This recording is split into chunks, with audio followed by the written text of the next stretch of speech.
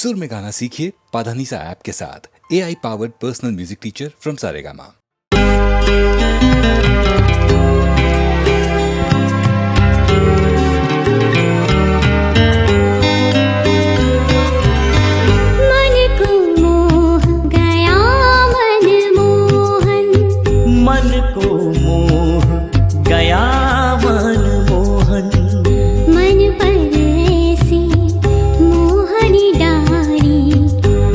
पर ऐसी मोहनी डारी सुध बुध खो बस देखो मन को मोह गया मन मोहन मन को मोह गया मन मोहन।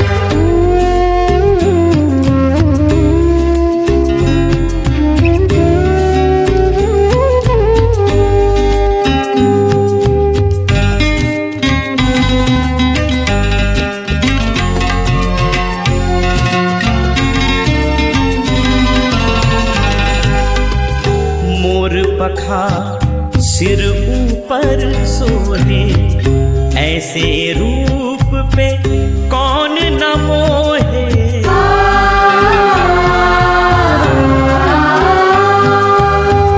मोर पखा सिर ऊपर सोहे ऐसे रूप पे कौन न मोहे। जीवन नैया तू ही खेवैया सपनों का संसार है मोहन मन को मोह गया मन मोहन मन को मोह गया मन मोहन।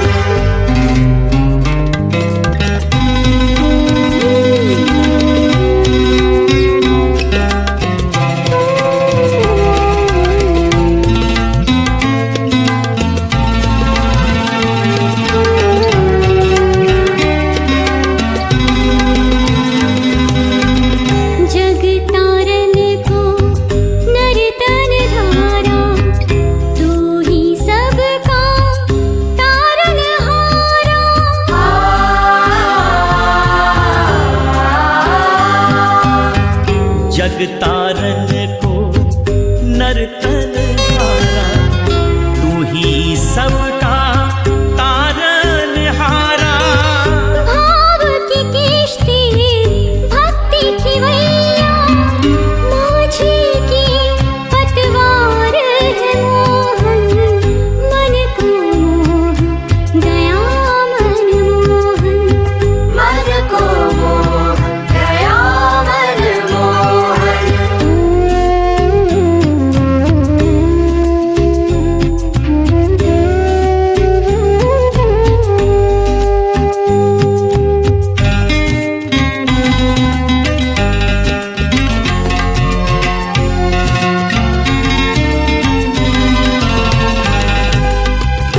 जीवन पथ पर चलते जाना यही शर्त है इस जीवन की।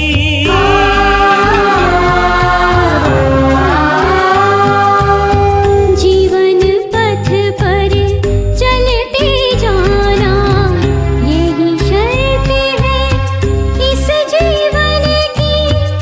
मोह की इस माया नगरी में जीवन का आधार है मोहन मन को मोह गया मन मोहन मन को मोह गया मन मोहन मन को मोह गया मन मोहन मन को मोह गया मन मोहन।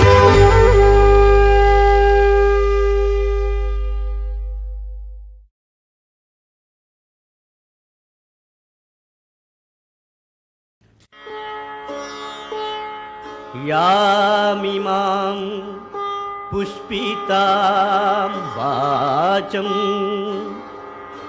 प्रवदन्त्यविपश्चितः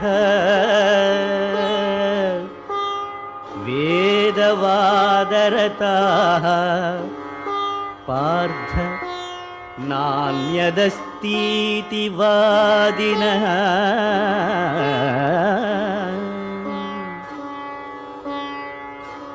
कामात्मानः स्वर्गपरा जन्मकर्मफलप्रदा क्रियाविशेषबहुला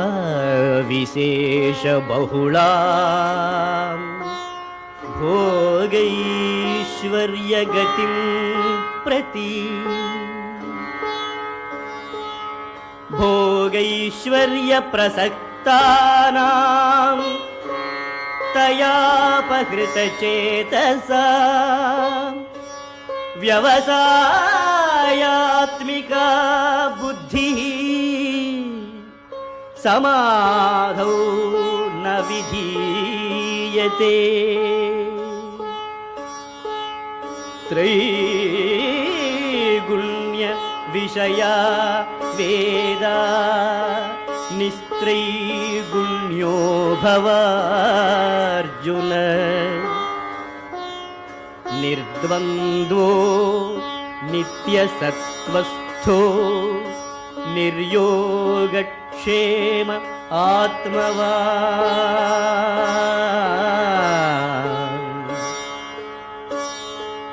यावानर्थ उदपाने सर्वतः सम्प्लुतोदके तावान् सर्वेषु वेदेषु ब्राह्मणस्य विजानतः. From verse 42, we find Krishna describing those people whose minds are diverse, pulled in diverse directions, especially directions of pleasure and comfort. One such direction is called heaven in all theology. Every theology has a philosophy of heaven, theology of heaven, where people enjoy plenty of pleasures without any effort or struggle. In the world, we have to work hard and get pleasure. In heaven, minus work, there is pleasure. That is why in every philosophy, there is this concept of heaven. But in the Upanishads and in the Gita, there is a complete devaluation of this heaven. It is considered to be fit for fools, according to the Upanishads. Nagasya prishtete anubhutya imam lokam henataram va vishanti, says the Mundaka Upanishad. Those fools who consider heaven as a supreme refuge, they are fools, they enjoy pleasure, come back again to start their journey in this world. Why not achieve the highest in this very life? But is there such a highest? Yes, says Vedanta, your own infinite nature, hidden behind the body-mind complex. Try to realize the truth that is hidden in you, in others, in every human being, so that realization here and now, in this very world, in this very body, became the great message in the Upanishads and the Gita. That is why the word iha, here, now, occurs again and again in the Upanishads, not a post-mortem excellence, but something here and now. So, here you have Krishna's description of seeking heaven as something very inferior. That's why Yamimam, Pushpitam, Vacham, etc. These two shlokas tell us, the three shlokas are there up to 44. Those who think that going to heaven is the great object of human life, enjoying beautiful delights there, they couch this philosophy in very flowery language. There are passages in the Upanishads, passages in the Quran, passages in the Bible, where heaven is described in alluring terms. Krishna says, all this disturbs the mind, never gives you knowledge of truth. Knowledge of pleasure is one thing, knowledge of truth is something else. Pleasure and pain are useful to give us truth, so that don't run after pleasure, avoiding pain. That will be a stagnant life. And heaven life is stagnant, say the Upanishads and says the Gita.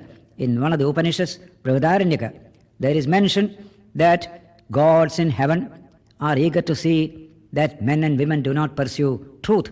Men and women do not pursue the truth of their own Atman, because then they will cease to be their cattle. The word is used as cattle. Human beings are cattle to the gods, just like the proletariat are cattle to the aristocrats, and they don't want the cattle to go away. So also the Upanishad's exact language says that gods do not want that men should realize this truth, because they lose one cattle thereby, Everybody wants his cattle to be intact because the cattle gives them milk as well as meat. So the gods do not want men to realize the truth. But Upanishad says, no gods can ever prevent man realizing this truth of the Atman because it is his own real nature. It is his birthright. Spirituality is the birthright of every human being, say the Upanishads and the Gita. None can obstruct it. Therefore, in these 3 verses, Krishna described this kind of philosophy of heaven and the pleasures in heaven as unfit to be pursued by any serious seeker of truth. We must strive at truth, that which is imperishable, that which is true, that must be pursued. And so the last line he says, Vivasadhyatmika buddhi samadhau na vithiyate. For such people, this one-pointed determination to pursue truth, the Atman which is ever our true nature, that buddhi will never come to them unless they change their attitude. That is the impression that you get when you read the Upanishads and the Gita. Heaven is a world of pleasure. But earth also is a world of pleasure. But here there is pain added to, there is no pain. So men want painless pleasure. So they run after heaven. But our teacher said, here is pain, here is pleasure. This is the best context to pursue truth. For pleasure can take us to truth, but pain can take us to truth sometimes better. Some shock can give us better knowledge of truth. So squeeze both pleasure and pain. Increase in knowledge and wisdom is the message of Vedanta. So in the next verse, verse 45, Krishna speaks of the Vedas, especially the Karma Kanda, the ritual portion of the Vedas, where this heaven philosophy comes in as consisting of the 3 gunas, Sattva, Rajas and Tamas. He asks Arjuna to go beyond the gunas. Traigunya Vishaya Veda, Nistraigunya Bhavarjuna, Nirdvandvo, Nityasattwastho, Niryogakshema Atmaman. Traigunya Vishaya Veda. Veda deals with things of the 3 gunas, their combinations, permutations, etc. What you call the 3 gunas is what we call in modern philosophy as the world of relativity. This state of relativity, the world revealed in the relative experience, go beyond them to the truly transcendent, the truly real. That is real philosophy. Relativity is an experience. Go beyond it. That is what philosophy tells us. Or search for truth is from the relative to the absolute. If the relative is found to be insufficient, go beyond it. That is a search for knowledge, both in science as well as in philosophy. Traigunya Vishaya Veda, Nistraigunya Bhavarjuna. These ritualistic portions of the Vedas are subject to the 3 gunas. Our Upanishads, especially Mundaga Upanishad, said knowledge belongs to 2 categories: Aparavidya, Paravidya. Ordinary knowledge, extraordinary knowledge. What is ordinary knowledge? All the Vedas themselves say that the Vedas are ordinary knowledge. They are secondary knowledge. They deal with world of change. Whereas the extraordinary knowledge, Paravidya, is that which gives you experience of the imperishable, the immortal. Atha para yaya tadaksharam adhigamyate. That is the science of God, the immortal, the imperishable. There you have to go beyond the 3 gunas. That is the real state of man's existence as the Atman. Sri Ramakrishna says, just like the Upanishads, the Vedas, the Quran, the Bible, they don't contain God. They contain only information about God. Just like the Panchika or the almanac in a country sometimes will contain forecasts of the rainfall of the year. Ramakrishna adds, if you squeeze the almanac, you won't get a drop of water. That is the way in which we handle the Vedas and the Quran and the Bible in the Vedanta. They contain information of the divine, but they don't contain the divine. You squeeze your experience, you will get the divine. Squeeze the book, you will get only mere nothing. So, this expression, the Vedas must be transcended, is found in the Vedas themselves. In no other literature of religion you will find this teaching that you must transcend Scripture. Don't live according to Scripture only. Scriptures give you information. Try to realize the information. This is a beautiful statement in the Panchadashi. That shloka says, Panchadashi is a book of about 14th or 15th century by that great sage and statesman Vidyaranya, where he says, Grantham abhyasya medhavi jnana vijnana tatparaha palala vivadhanyarthi tyajet grantham asheshataha. After studying all the sacred books, try to squeeze the meaning contained in them and try to realize that meaning. Just like one who wants to have grain, he takes paddy, husks the paddy, removes the husk and takes the grain. Similarly, we must treat the Vedas, the Quran and the Bible and other sacred books. This is a constant emphasis in Vedanta. For man's objective is not scholarship in the Vedas, but realization of truth. Scholarship and realization are not the same. That's why in Indian tradition, great scholarship was not rated very high. It is good, but there is something higher than that. Scholars are not respected so high, but men of realization, they are always respected in the Indian tradition. The basis of this is in such statements as you find in verse 45. Traigunya Vishaya Veda, Nistraigunyo Bhavarjuna. Go beyond the three gunas. Go beyond the rules and regulations, the do's and don'ts of religion, the ritualistic dimensions of religion. Experience God, experience the real, because that is your own nature.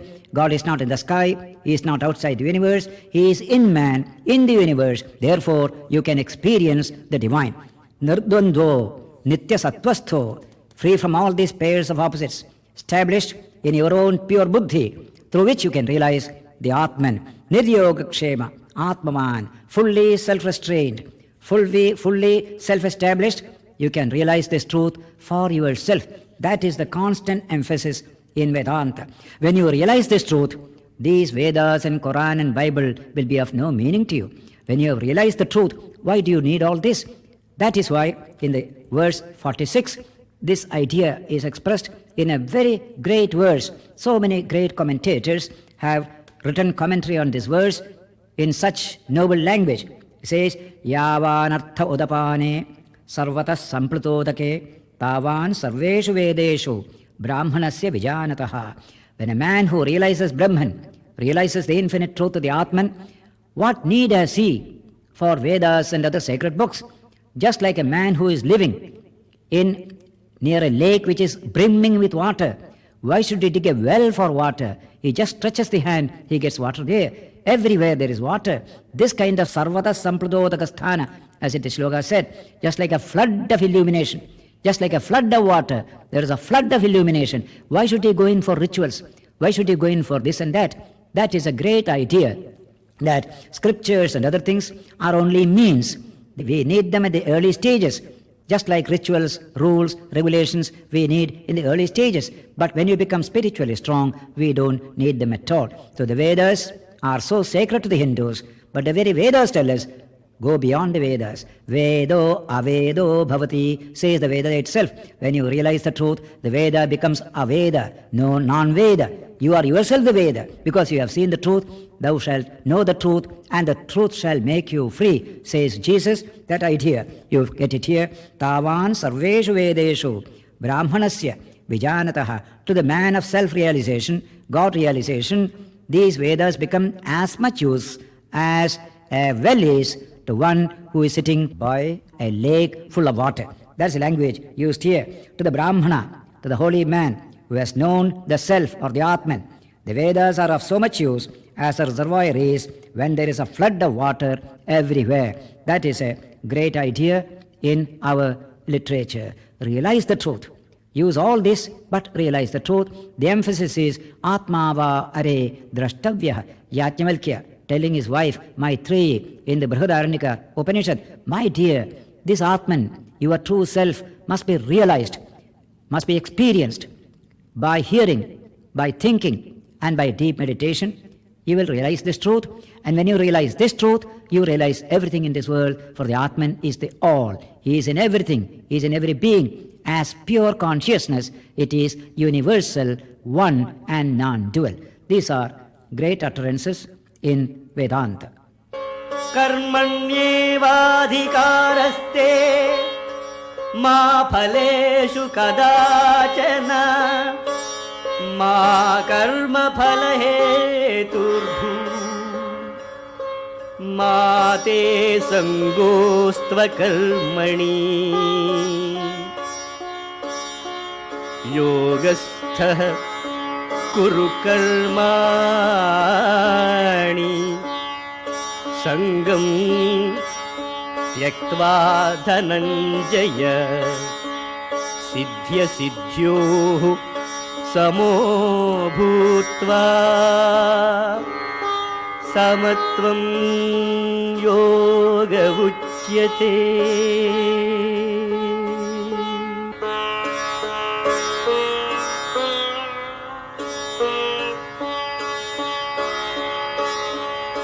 दूरेण ह्यवरं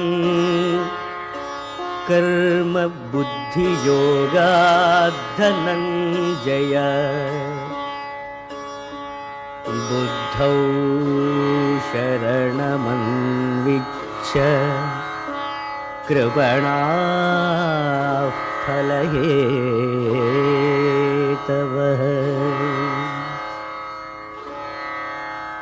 बुद्धियुक्तो जहातीह उभे सुकृतदुष्कृते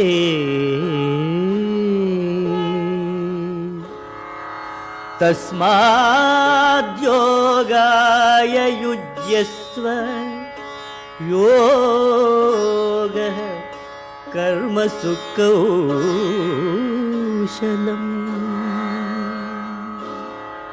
कर्मजं बुद्धियुक्ता हि फलं त्यक्त्वा मनीषिणः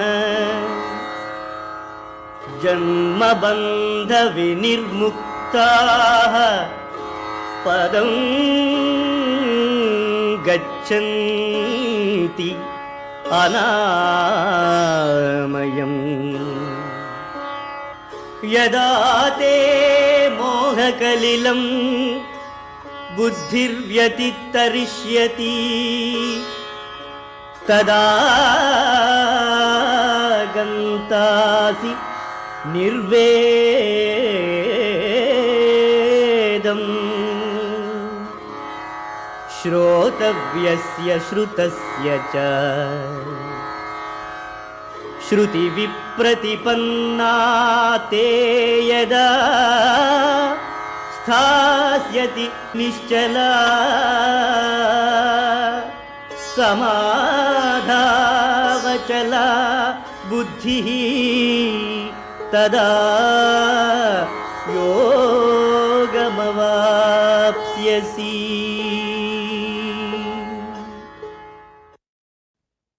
धूम धुक चुको धूम धुक चुको धूम धुक चुको धूम धुक चुको धूम धुक चुको धूम धुक चुको धूम धुक चुको धूम धुक चुको उद्धव जी सांवरिया से कहना उद्धव जी सांवरिया से कहना भीगे भीगे है ये नैना रोते रहते हैं दिन रहना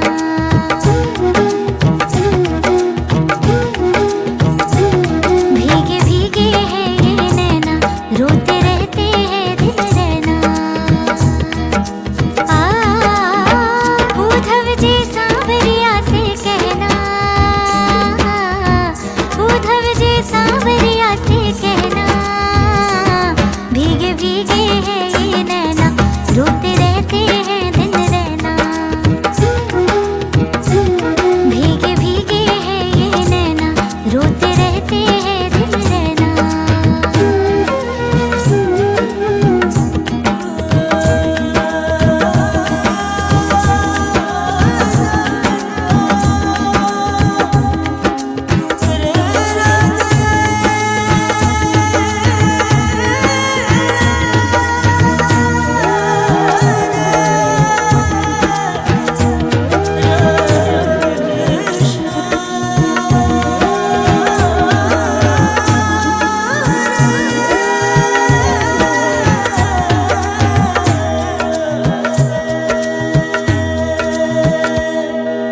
जब से कान्हा चले गए हैं उलझा उलझा मन है जीवन में पतझड़ का मौसम आंखों में सावन है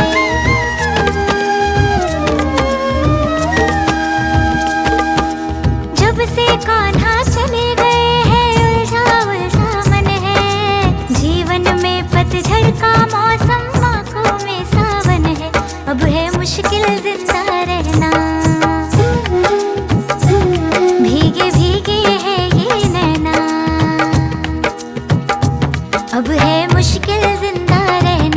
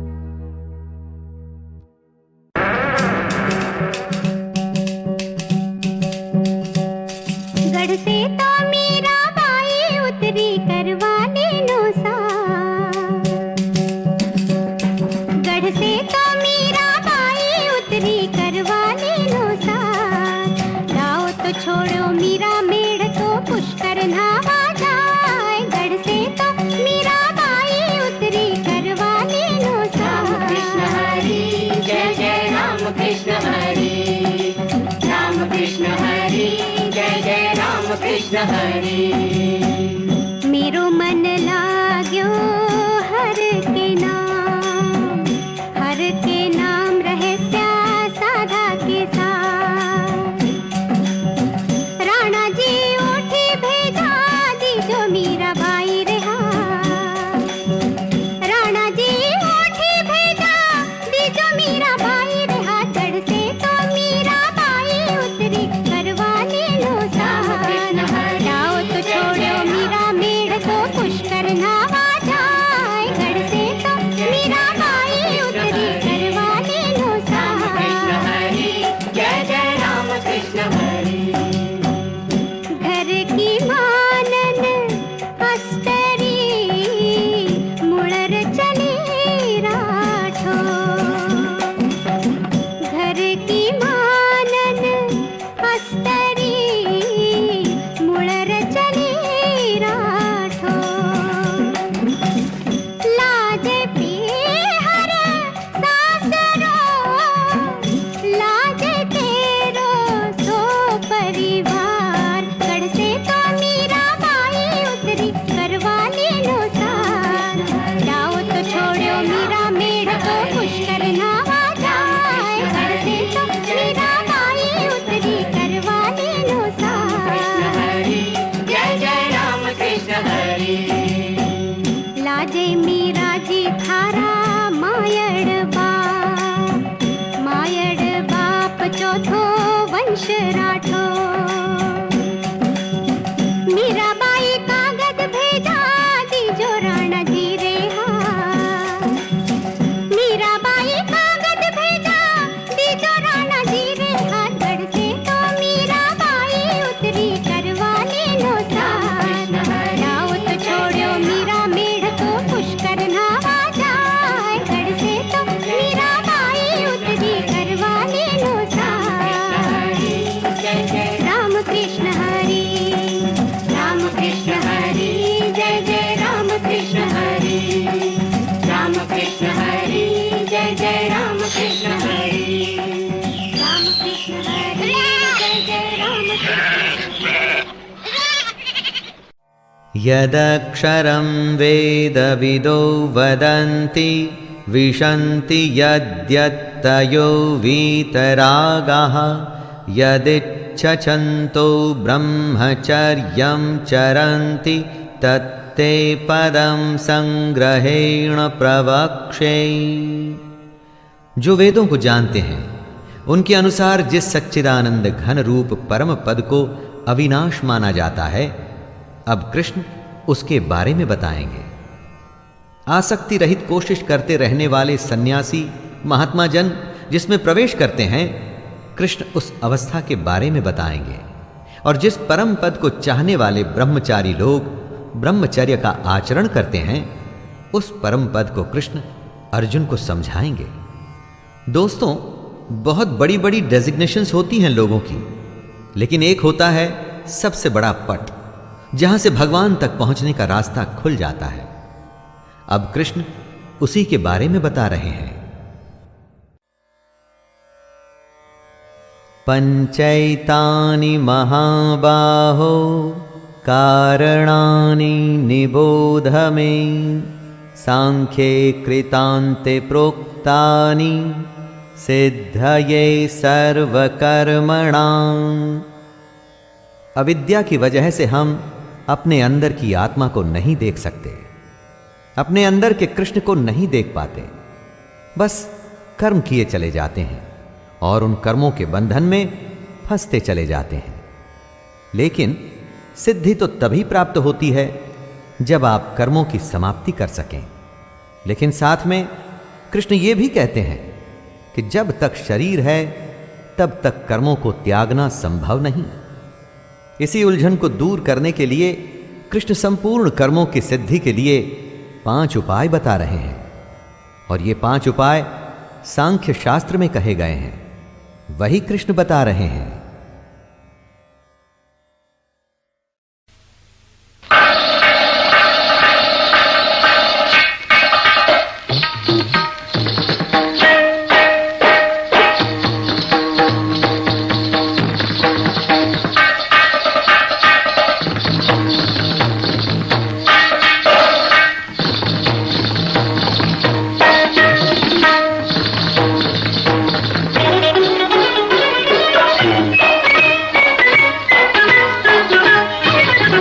पग घुंघरू बोले छनन छुन जागो हे देवता।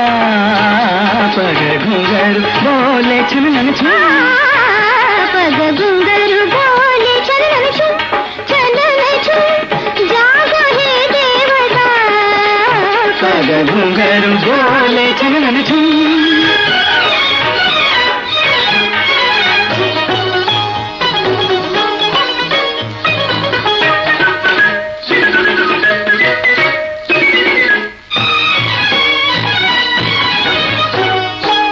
तुझसे लगी है लगन मन की,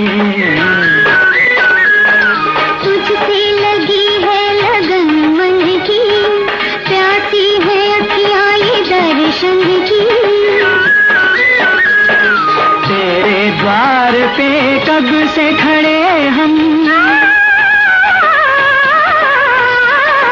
तेरे द्वार पे कब से खड़े हम, बिनती हमारे भी सुन सुन सुन। पग घुंघरू बोले छनन छुन जागो हे देवता। पग घुंघरू बोले छनन छुन।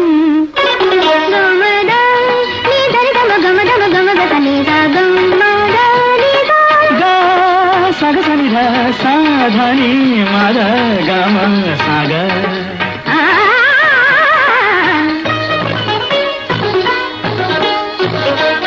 तू ही तो जीवन का है दाता, तू ही तो जीवन का है दाता, अमृत का सागर है कहलाता।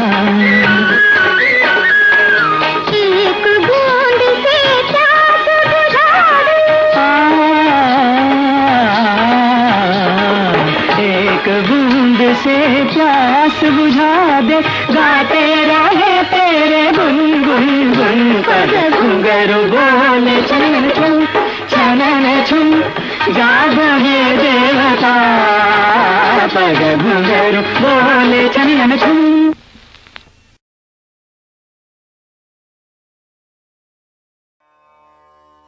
सर्वभूतानि कौन्तेय प्रकृतिं यान्ति मामिकां, कल्पक्षये पुनस्तानि कल्पादौ विसृजाम्यहम्।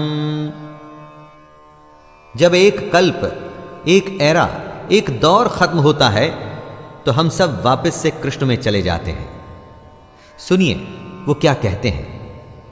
हे अर्जुन, कल्पों के अंत में सब भूत मेरी प्रकृति को प्राप्त होते हैं, अर्थात प्रकृति में लीन होते हैं, और कल्पों के आदि में उनको मैं फिर से रचता हूं। उनकी रचना के बाद ही कल्प की शुरुआत होती है। अचेत में वो जागृति भरते हैं और तभी दुनिया शुरू होती है, और कल्प की समाप्ति पर जो यहां से आया था वहीं वापस लौट जाता है।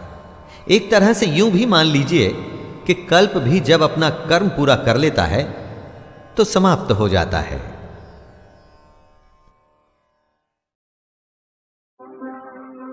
बसो शाम मेरे नैनन में, मैं काजर नहीं डालूंगी। तुम बसो शाम मेरे नैनन में।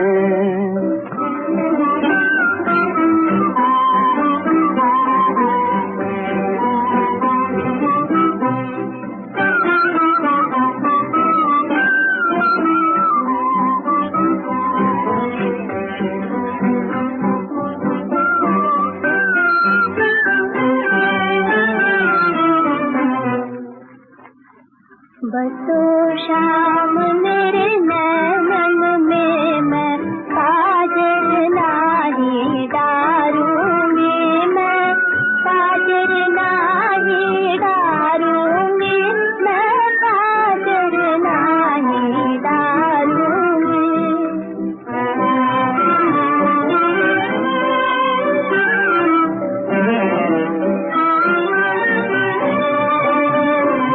काजल के रंग नारंग जाओ, स्वन के संग न बह जाओ, पलकन के पट घड़ी घड़ी में छुप छुप छुपे निहारूंगी मैं, काजर नाही डारूंगी, काजर नाही डारूंगी मैं, काजर नाही डारूंगी मैं, काजर नाही डारूंगी मैं, काजर नाही डारूंगी। तुम बसो शाम मेरे नैनन में, मैं काजर नाही डारूंगी।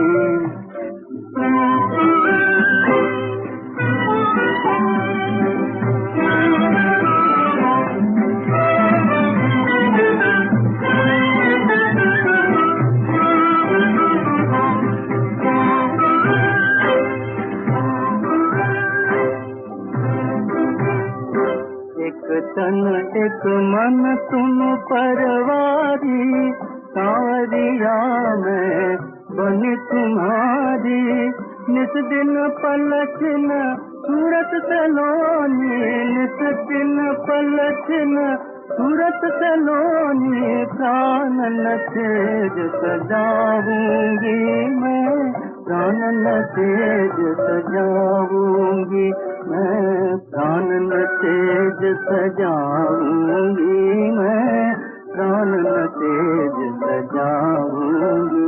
तुम बसो शाम मेरे नैनन में, मैं काजर नाही डारूंगी।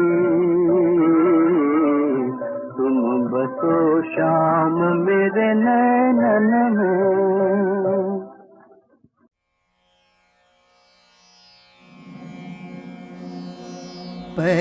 परित्राणाय साधूनां विनाशाय च दुष्कृतां,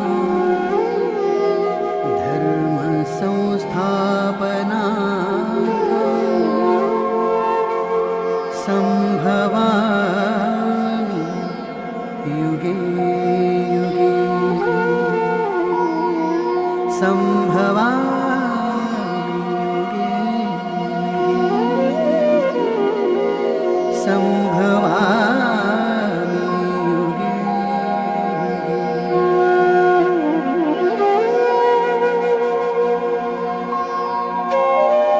साधु व्यक्तियों के संरक्षण के लिए एवं दुरात्माओं के विनाश के उद्देश्य से धर्म को पुनः स्थापित करने मैं युग युग में जन्म लेता हूँ।